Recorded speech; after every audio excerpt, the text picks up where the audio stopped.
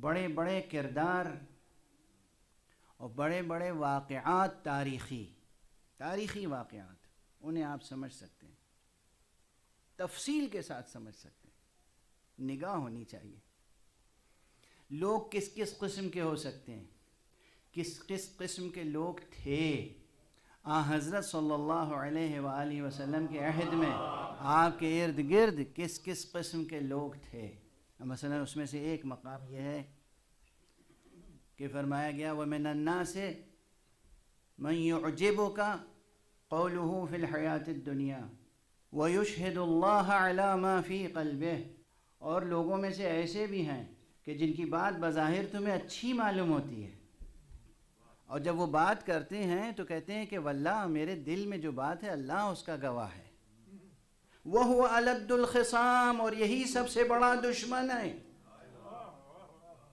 یہ ہے قرآن، یہ قرآن ہے۔ یہ قرآن کس کی تصویر کشی کر رہا ہے؟ اس آیت کی روشنی میں حدیثوں کی کتابوں میں صاحبان حدیث و روایات کے بیانات کا جائزہ لیا جائے گا یا نہیں؟ قرآن ہے نا، قرآن کو سامنے رکھ کر حدیث کی تحقیق ہوگی یا حدیث کو مقابلے میں رکھ کر قرآن کی تحقیق ہوگی؟ قرآن کہہ رہا ہے وَمِنَ النَّاسِ مَن يُعْجِبُكَ قَوْلُهُ فِي الْحَيَاةِ الدُّنْيَا، اس حیات دنیا میں جس کی بات بہت اچھی لگتی ہے اور وہ یہ کہتا ہے کہ میرے دل پر تو خدا گواہ ہے، مگر خدا شاہد ہے کہ یہی سب سے بڑا دشمن ہے۔ اور اگر اس دشمن کو موقع مل جائے اور حکومت اس کے ہاتھ میں آ جائے تو یہ نسل بھی برباد کرے گا، زراعت بھی برباد کرے گا، آل اولاد کا بھی دشمن ہوگا، باغ کا بھی دشمن ہوگا۔ قرآن مجید ہے، پڑھیے گا جا کر۔ یہ سورہ مبارکہ بقرہ کی آیت نمبر 204 سے اور 207 تک، بس یہ چار آیتیں پڑھ لیں، 204، 205، 206، 207، 4 آیتیں پڑھ لیں۔ 4 آیتوں میں رسول اور رسول کے بعد کے 4 ادوار سمجھ میں آ جائیں گے۔ صلوات پڑھ دیں محمد و آل محمد۔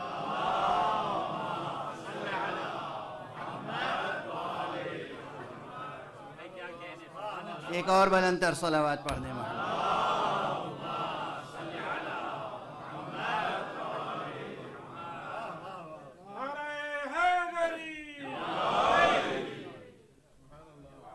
تو ایک وہ انسان ہے وَمِنَ النَّاسِ مَن يُعْجِبُكَ قَوْلُهُ فِي الْحَيَاةِ الدُّنْيَا،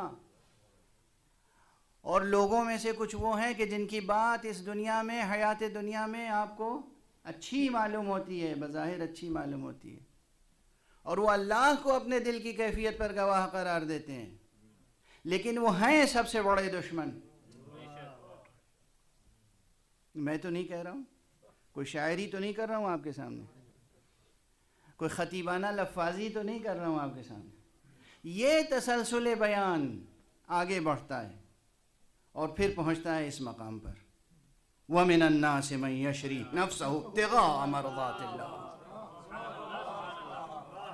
اور لوگوں میں سے وہ بھی ہے جو دعوے نہیں کرتا، خدا کو اپنی دل کی کیفیت پہ گواہ نہیں قرار دیتا، جو بیچ دیتا ہے اپنے نفس کو اللہ کی مرضیاں خریدنے کے۔ دعوے کرنا الگ ہے، جھوٹی قسمیں کھانا الگ ہے، اور اپنے نفس کو بیچ دینا۔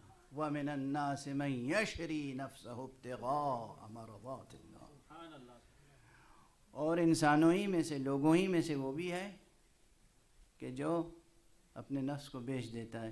یہ لفظ شرع یشری جو ہے یہ 2 معنی میں استعمال ہوتا ہے،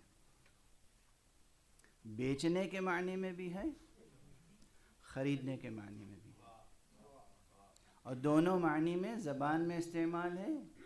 عربی ادب میں شواہد موجود ہیں، قصائد معلقات میں شواہد موجود ہیں، اور خود قرآن مجید میں شواہد موجود ہیں۔ جناب یوسف کے واقعے میں شرا اور اشترا دونوں طرح سے آیا ہے. تو شرا کے معنی بیچنے کے بھی ہیں اور خریدنے کے بھی ہیں، لیکن یہاں پر کیفیت یہ ہے جس کا دل چاہے جس طرح ترجمہ کر لے. جو صاحب فضیلت ہے اس کی فضیلت دونوں طرح ثابت ہوتی ہے. اپنے نفس کا بیچنے والا ہو تو ایسا بیچنے والا ہو، اور مرضی رب کو خریدنے والا ہو تو ایسا خریدنے والا ہو.